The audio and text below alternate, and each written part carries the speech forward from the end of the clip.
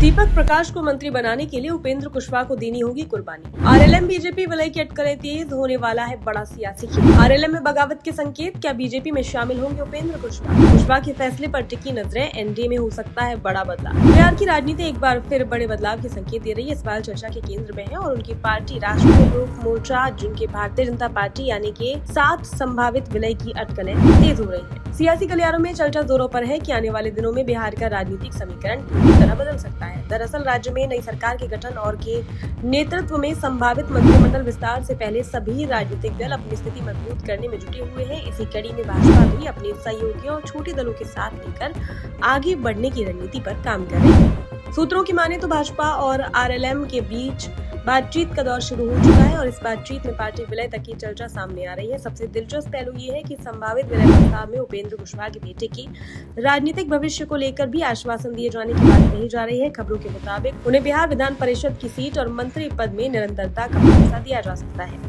ये वही दीपक प्रकाश हैं जिन्होंने पहले के नेतृत्व वाली सरकार में पंचायती राज मंत्री के रूप में कार्य किया था। भले ही उस समय वे किसी भी सदन के सदस्य नहीं थे, राजनीतिक विश्लेषकों का मानना है कि दीपक प्रकाश को मंत्री बनाना सिर्फ एक प्रशासनिक निर्णय नहीं था, बल्कि इसके पीछे एक बड़ी सियासी रणनीति थी। 2025 के विधानसभा चुनावों को ध्यान में रखते हुए आरएलएम की सरकार में मौजूदगी बनाए रखना जरूरी माना जा रहा था। लेकिन अब जब बिहार की सत्ता की कमान बदल चुकी है और सम्राट चौधरी मुख्यमंत्री बन चुके हैं, तो सियासी समीकरण भी तेजी से बदल रहे हैं। इसी बीच आरएलएम के अंदर से आ रही असंतोष की खबरों ने इस पूरे घटनाक्रम को और दिलचस्प बना दिया है। सूत्रों के अनुसार पार्टी के 4 विधायकों में से 3 मौजूदा नेतृत्व से खुश नहीं है। ये असंतोष न केवल पार्टी की एकता पर सवाल खड़े कर रहा है, बल्कि उपेंद्र कुशवाहा की नेतृत्व क्षमता को भी चुनौती दे रहा है। ऐसे में माना जा रहा है कि भाजपा के साथ संभावित विलय इन अंदरूनी समस्याओं का एक समाधान हो सकता है। हालांकि खुद उपेंद्र कुशवाहा ने इन अटकलों को सिरे से खारिज कर दिया है। उन्होंने साफ कहा कि ये सब महज अफवाहें हैं और उन्हें किसी औपचारिक प्रस्ताव की जानकारी नहीं है। कुशवाहा का कहना है कि इससे पहले भी कई बार इस तरह की खबरें सामने आई हैं, लेकिन उनमें कोई सच्चाई नहीं थी। इसके बावजूद सियासी जानकार मानते हैं कि ना राजनीति में ना का मतलब हमेशा ना नहीं होता और कई बार बड़े फैसले अचानक सामने आते हैं। पार्टी के अंदर बढ़ते असंतोष को भी इस संभावित विलय की एक बड़ी वजह माना जा रहा है।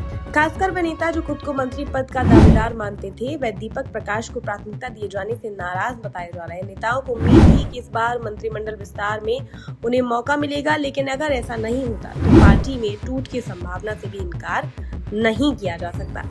एक तरफ कुछ सूत्र ये भी बताते हैं कि उपेंद्र कुशवाहा अपने विरोधियों को साधने के बजाय उन्हें सख्त संदेश देने की मूड में है। ऐसे में भाजपा के साथ विलय एक ऐसा कदम हो सकता है जिससे न केवल पार्टी के अंदर विरोध को नियंत्रित किया जा सके, बल्कि उनके बेटे के राजनीतिक भविष्य को भी सुरक्षित किया जा सके। भाजपा के लिए भी विलय फायदे का सौदा हो सकता है। बिहार में अपनी पकड़ मजबूत करने के लिए भाजपा लगातार नए सामाजिक समीकरण बनाने की कोशिश कर रही है। कुशवाहा समाज में उपेंद्र कुशवाहा की अच्छी पकड़ मानी जाती है और अगर उनका समर्थन भाजपा को मिल जाता है तो इसका असर आने वाले चुनावों में साफ देखा जा सकता है।